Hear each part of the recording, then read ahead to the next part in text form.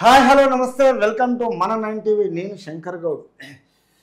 బైసాలో కేటీఆర్ పై ఉల్లిగడ్డలు జై శ్రీరామ్ నినాదాలు. అంటే జై శ్రీరామ్ నినాదాలకు ప్రజలకు ఏమైపోయిందంటే కేటీఆర్ మీద ఉల్లిగడ్డలు, టమాటాలు, కోడిగుడ్లు ఈ మూడు కొట్టడం జరిగింది. ఎందుకంటే ఈయన మాట్లాడిన విధానం ఎట్లుందంటే ఇక్కడ చూస్తే ఆయన కండువ కప్పుకొని రామభక్తుడిని విమర్శించడము ప్రజలకు ఏమైపోయింది, ప్రజలకు కొట్టాలనిపించింది. ఎందుకంటే ఒక అధికారం 10 సంవత్సరాలు మనోడు 10 సంవత్సరాలు మనోడు అధికారంలో ఉండి భక్తి లేకుండా ప్రజలను విమర్శించడము కరెక్ట్ కాదు.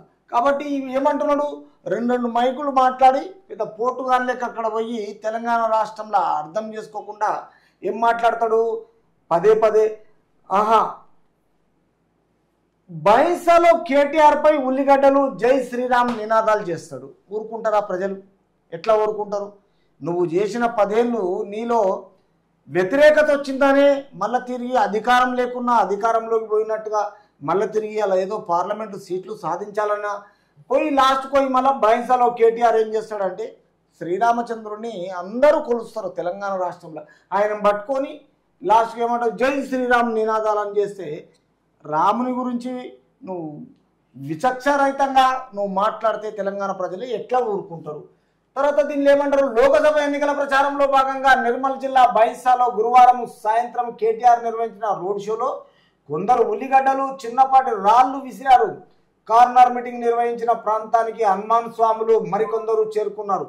అంటే హనుమాన్ స్వాములు అనేది అగర్ భక్తులు అనేది భక్తి అనేది అగరు హనుమంతుని మీద అయినా శ్రీరామచంద్రుని మీద అయినా, తర్వాత ఇది తెలంగాణ స్టేట్లో బైసాలో ఈ నిర్మల్ జిల్లా ఉన్నది కాబట్టి గురువారం ఆయన కార్నల్ మీటింగ్లో వెళ్ళి లాస్ట్కి వచ్చి ఏమంటాడు, నిర్వహించిన రోడ్ షోలో కొందరు ఈ ఉల్లిగడ్డలు, చిన్నపాటి రాళ్ళు, కోడిగుడ్లు, టమాటాలు విసిరిన తర్వాత ఈ ప్రాంతానికి హనుమాన్ స్వాములు వచ్చేసి నువ్వు ఇలాంటి విధానాలు, ఇట్లాంటి విద్వాంసాలు, ఇట్లాంటి మాటలు నువ్వు మాట్లాడతావా అనేసి ఇవన్నీ కొట్టడం జరిగింది.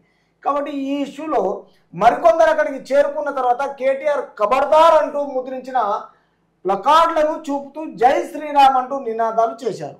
అంటే ఈయన తప్పుడు మాటలకు భక్తులు ఎవరైనా అది నిగ్రహించుకోలేకపోయారు. కాబట్టి ఈ విషయంలో కేటీఆర్ ఖబర్దార్ అంటూ ముద్రించిన ప్లకార్డులను చూపుతూ జై శ్రీరామ్ అంటూ నినాదాలు చేశారు. అంటే ఈయన తప్పుడు మాటలకు భక్తితో ఉన్నవాళ్ళు జై శ్రీరాము అనేసి తర్వాత నినాదాలు చేశారు. తర్వాత ఈ విషయంలో నువ్వు 10 సంవత్సరాలు నీకు శ్రీరామచంద్రుని గురించి తెలియదా, హనుమాన్ గురించి తెలియదా? ఈరోజు నువ్వు మాట్లాడడం ఏంది, ప్రతిపక్షాల మీద ఉన్నాయి, మా ప్రజల మీద వేస్తారా, మీరు అన్నీ ఇట్లాంటి మాటలు మాట్లాడతారా అనేది బైసా ప్రజలకు ఇది చాలా పరమ చండాలంగా అనిపించేసి ఖబర్దార్ కేటీఆర్ అనేసి వాళ్ళ దగ్గర అతి తొందరలోనే అప్పటికప్పుడు కోడిగుడ్లు, టమాటాలు, ఉల్లిగడ్డలు, రాళ్ళు కొట్టడం జరిగింది. అంటే ఈ తప్పుడు వ్యవహారాలు చేయడంలో ప్రజలు ఆయనకు అర్థమైతే లేదా, అసలు ప్రజల మీద ప్రేమ లేదా? నీకు ఎలక్షన్సే కావాలన్నా, తర్వాత పార్లమెంటు సీట్లు కావాలన్నా, అయినా నువ్వు పార్లమెంటు సీట్లు వస్తే నువ్వు ఏం సాధించగలుగుతావు? ఇప్పుడు తెలంగాణలో వ్యతిరేకత వచ్చినాక ప్రజలు కాంగ్రెస్ను గెలిపించుకున్నారు. రేపు స్టేట్ లెవెల్లో వాళ్ళు ఇక్కడ పరిపాలన, వాళ్ళ కార్యవర్గము, తర్వాత పాలక వర్గం ఉంటుంది. రేపు కేంద్రంలో లోకసభలో పోయి వాళ్ళు మాట్లాడాలన్నా తెలంగాణ రాష్ట్రానికి సంబంధించింది కాంగ్రెస్ ఎంపీలు కావాలి. నీకు ఇక్కడ లేదు అక్కడ లేదు, మరి ఏం చేస్తావు? అంటే ప్రజలనిగినా ఇలాంటివి విమర్శిస్తావా? తెలంగాణ రాష్ట్రము దేవుడు అంటే కొన్ని షాపింగ్ మీ వాడు